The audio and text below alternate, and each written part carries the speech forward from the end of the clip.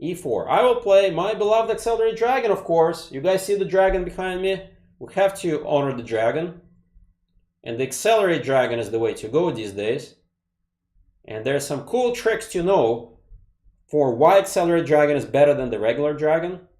And for that, I will definitely refer you to my books, because we talk about all of that stuff in my books, chessopeningsexplained.com. You can check it out. I'm going to castle. He can castle. I'm going to play queen a5. I could have played d6. I don't know why I played queen a5. Ah, interesting. He's not playing h3 or f3. So potentially I can already do this.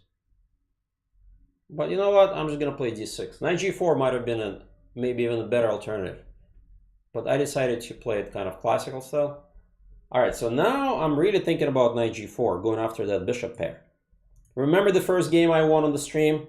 My opponent had the bishop here, queen, king, and then he moved bishop g1, different line, and then he got skewered. Here it's a different story. He's not getting skewered, but I won a little central battle over here. The bishop is still hit. Okay, bishop, so he's putting pressure over there, so I gotta be a little bit careful. So I'm gonna go queen e5, hitting the pawn. Let's see if he's gonna notice mate threat. Maybe bishop f4 is best. It's hard to say what's the best move here. Alright, so bishop f4, he did play it. So I'm gonna offer queen swap. Why, guys, is it very important when you play openings, you have to know if endgame is good for you or not. In certain openings, you do want to get to the endgame, such as in this position, because my pawns are closer to the center. So I'm going to put pressure over here. And I am thinking about this idea to try to put pressure on the rook, followed by half open file. It's very important, guys, in the dragon or accelerated dragon, fire breathing dragon, together with the rook, the bishop, pressure, very simple attack in chess.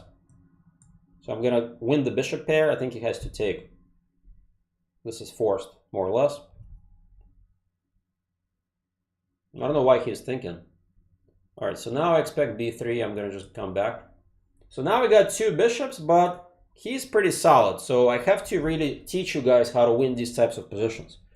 The key here is don't give up the bishop pair prematurely. Try to really build up that advantage. So what is his idea? So I actually don't want to give up the bishop pair. So I will just activate the rook for now. My goal is to fight, these three pawns should fight in the center. Queen takes c4, one apiece instead of queen takes queen. Maybe, we'll have to come back to that. Oh yeah, because his bishop's in. Yeah, I don't know why I didn't take the... I was so focused on the endgame. f4, okay. What's the big deal here? Let's make it instructive, right? I didn't want to win the piece. I wanted to really convert an endgame. So now I'm going to play... this actually is not a threat. I'm going to play e6. So I'm going to slowly start my central push. So three pawns fighting against this pawn. This pawn cannot go to compete because the pawn is weak. This knight is really poorly placed. So here comes my central pawn push. It would be in his interest to try to lock up the game, to try to make my bishops less strong and less powerful. But in either case, I'm gonna activate the bishop. I think I'm still better. But Benjamin, good job for fighting this game. So now I'm gonna activate the bishop. Now the pawn is a little weak, although if I take it, there's gonna be a problem, right? Double attack, or a skewer rather. So I have to be careful.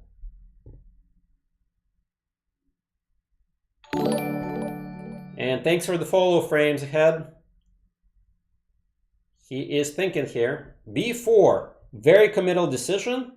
Gives up the square, and I will undermine that pawn as quickly as I can.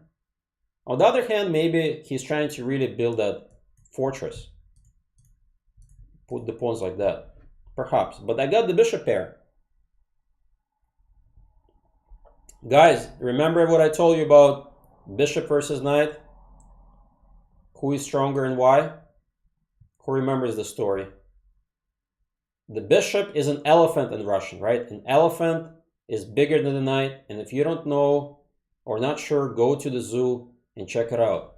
That's the famous story that Gufeld used to tell to all his students. And Gufeld, former Grandmaster from USSR, and then he ended up living in California, and he is passed away.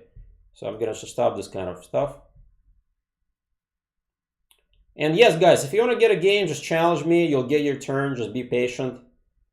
I'm gonna try to play everyone who wants to play Grandmaster here. And this is my show, Boston Blitz Brawl. My name is Grandmaster Eugene Perelshteyn, and I hopefully will get to play everyone. So he's putting pressure over there, which makes me want to protect the pawn. So if he takes, I'm going to take back. So please challenge me 5-minute game or 3-minute game. No increments, please, so that we actually have time to finish the games. So now I'm going to use this old school method of undermining the pawns. So I'm really trying to open up files. And it looks like my opponent blundered the pawn. So he actually played blunder free for 30 moves. Good job, Benjamin. But now I think once that pawn falls, the game sort of collapses. I think I will take with the rook, although it doesn't matter. Thanks for the follow, Zed. So if he takes, I'm going to take. Rook is weak. He's attacking my bishop. I'm going to do retreat with attack in mind. And he blundered yet again. Now the knight is almost trapped. There's actually no squares. Luckily, the king can still help out. Now, how do I win these kind of positions? Again, the key word is patience. I'm not in a hurry. And again, I could trade, but notice that I don't want to give up the bishop pair. So I'm just going to get my bishop out of the danger zone. And again, he has no threats whatsoever. I'm going to activate the bishop here. Luckily, I have more time. Now I'm going to do bishop here. And now look at my beautiful bishops. Oops. Yeah, I can just take. Now h4 is a threat. And that's GG, guys. Oh, thanks, man. I'm happy you guys are liking my stream and the instructional value of it. I'm trying to explain every single move, every single idea in a very simple language. And if you watched my videos on chess.com, you get a sense of my teaching style. Very simple explanations, ideas above everything else, concepts. And my opponent lost. So what did he do wrong? Let's kind of go quickly through this game. So I'm playing my beloved Accelerated Dragon. All of this is more or less theory. I was kind of wondering if I can play knight g4 right away, but instead I played this. So obviously he messed up. Somewhere around here he should not allow this knight g4.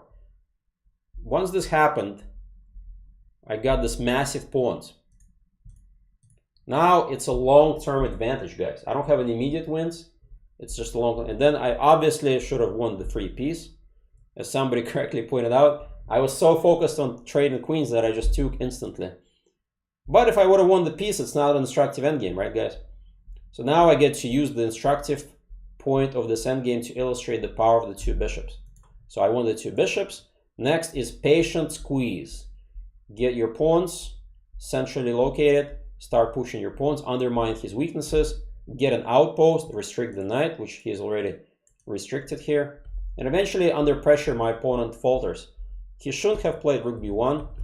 Obviously, he should have taken. But then I'm just going to play rook here and take. These pawns are weak. I think black is definitely